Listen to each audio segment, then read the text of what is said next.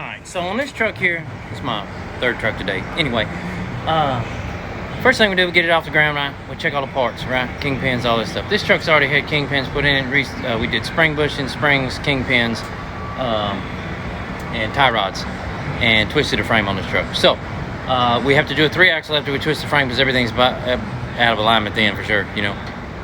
So, jack the truck up, check all the parts, and then we take the play pretties off the tires. These are play pretties. I call them play pretties, whatever, you know.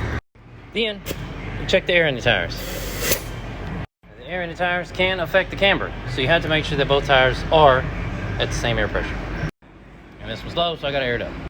Alright, so now we got the plate pretties off. What I do is we have two different types of adapters. We have one that sits over the wheel and we have the one that sits on the lug studs here. So what I do is I take off this one, that one. It's hard to look backwards. And put the adapter on there. And I throw a bunch of cord on, just like that. Then, because I don't trust the machine, I go ahead and scribe a solid line on there to manually check the toe. Alright, then we go to our computer and we put in our measurements for this, wheelbase. Turn angle is always going to be 15 degrees. Continue. Uh-oh. Helps if I turn it on, right? We do run out.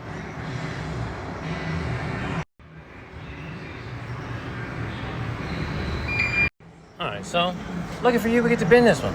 Okay? So this truck hit a wall. It's about 70.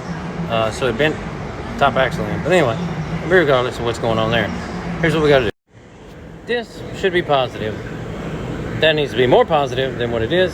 And this is going to change when we change this one and this one. Okay? Here we go. Alright, so this wheel needs to go positive. So it needs to come down, out. Which means this end of the axle needs to come down. So we're going to put a clevis here. Pusher here. Clevis here. And pusher here. To hold this from moving. And here is the setup.